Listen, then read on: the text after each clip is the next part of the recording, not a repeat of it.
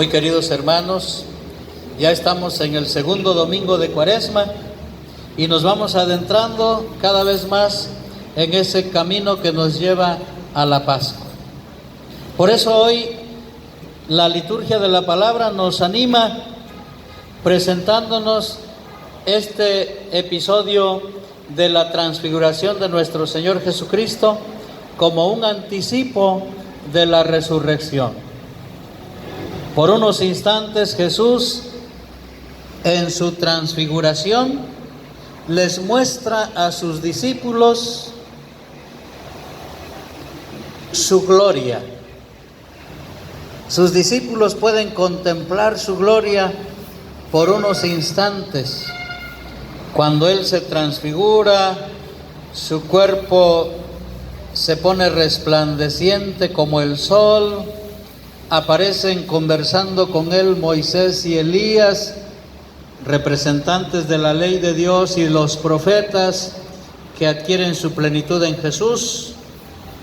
Y bueno, lo más hermoso es cómo en esos momentos los discípulos, que eran tres, los más cercanos a Jesús, experimentan por unos instantes la gloria de Dios. Cómo se sienten felices, contentos, a tal grado que Pedro no se aguanta las ganas de decir: Señor, ¿por qué no nos quedamos aquí? Quedémonos aquí, hagamos 3 tiendas, una para ti, otra para Moisés y otra para Elías. Eso quiere decir que estaban muy felices, estaban muy contentos, y eso es la gloria es para querer quedarse ahí.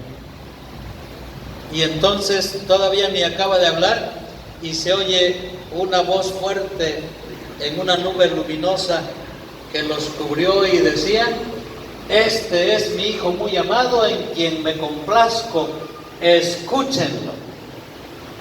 En la transfiguración del Señor también se da la teofanía, lo mismo que el día de su bautismo, se da esa manifestación de Dios en Jesús, aceptándolo y reconociéndolo como el Hijo amado del Padre, y pidiéndonos a todos que lo escuchemos, porque Él es el Hijo de Dios. Hermanos, ante el escándalo de la cruz, sobre todo sus discípulos, que aún todavía no comprendían ese camino de cruz. Pedro ya había confesado a Jesús como el Mesías, pero ¿cómo quería Pedro que Jesús realizara su mesianismo? Pues que viniera a liberarlos, que viniera a salvarlos, pero sin necesidad de que tuviera que sufrir, que tuviera que padecer, lo cual no va con el pensamiento de Dios. Por eso le va a decir incluso: apártate de mí, Satanás, porque tu pensamiento no es el pensamiento de Dios. Y entonces por eso Jesús los lleva al monte, los invita a que lo acompañen, y por unos momentos, al transfigurarse, les concede ese regalo de contemplar su gloria, con la finalidad de animarlos, de fortalecerlos en su fe, pero sobre todo con la finalidad de que lo escuchen, de que lo acepten, de que lo sigan, y sobre todo aceptando esa condición de cargar la cruz. El camino que nos traza Jesús para alcanzar la gloria definitiva es el camino de la cruz. Un camino de sufrimiento, un camino de sacrificio, de renuncia, de entrega, un camino de amor, a fin de cuentas, pero un camino que nos lleva hasta dar la vida. Un camino que nos lleva a amar como Jesús hasta dar la vida. Y quien da la vida con amor, con libertad, ese la asegura para siempre, decía Jesús. Por eso Ante el escándalo de la cruz, dice el prefacio, Jesús les muestra su gloria para que quede claro que el camino que nos lleva a la resurrección es el camino de la cruz, es el camino de la pasión. Por lo tanto, hermanos, la transfiguración del Señor, ¿a qué nos invita?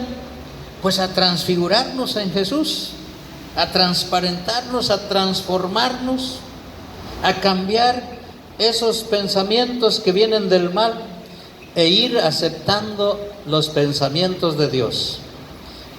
Que escuchemos a Jesús, que lo que nos vaya rigiendo sea su evangelio, su palabra, que acojamos esa palabra a tal grado que caminemos firmes ese camino de cruz hasta llegar a contemplar definitivamente su gloria. Se nos invita, por lo tanto, a aceptar más a Jesús, a unirnos más a Él, que sea una unión vital, de tal manera que siempre escuchemos su voz. Aunque muchas cosas no las entendamos, no las comprendamos como María, que las conservemos en nuestro corazón, que las aceptemos, siempre escuchando la voz de Jesús, a quien hemos de seguir con firmeza, cargando nuestra cruz, uniéndonos a su pasión, y así un día resucitar con Él. Ese es el objetivo de la Cuaresma, prepararnos, encaminarnos hacia la Pascua de Cristo, dar ese paso con Jesús de la muerte a la vida. Y hoy qué regalo tan grande, porque en su transfiguración nos da un anticipo de la resurrección. Vale la pena entonces levantarnos si hemos caído. Ya decíamos hace 8 días al reflexionar sobre las tentaciones, que todos las tenemos y que a veces caemos, pero el Señor nos invita a levantarnos y a vencer esas tentaciones con la fuerza de la palabra de Dios. Y hoy se nos invita a seguir firmes, a levantarnos nuevamente, a no tener miedo de seguir a Jesús, de trabajar en favor de su reino, escuchando su voz. Él estará siempre con nosotros a pesar de las dificultades, a pesar de las adversidades. Además, eso nos unirá más a Él, el que estemos dispuestos a padecer los sufrimientos, los sacrificios que Él vivió, porque eso nos va a permitir también resucitar con Él y así merecer por siempre la gloria de Dios, que es lo más hermoso, lo más bonito, que a gusto se está ahí. Pero mientras tanto tenemos que mantenernos firmes, no tenemos que caer en esa actitud de Pedro, no tenemos que dejarnos llevar por esa tentación de querer la gloria, pero así por el camino fácil, por el camino cómodo, por el camino rápido, por lo más práctico, sin seguir lo que más nos conviene en la voluntad de Dios. Por eso, en esta semana también nuestra oración va a ser esa: misericordia, Señor, hemos pecado, decíamos hace 8 días, y hoy decimos: Señor, ten misericordia de nosotros.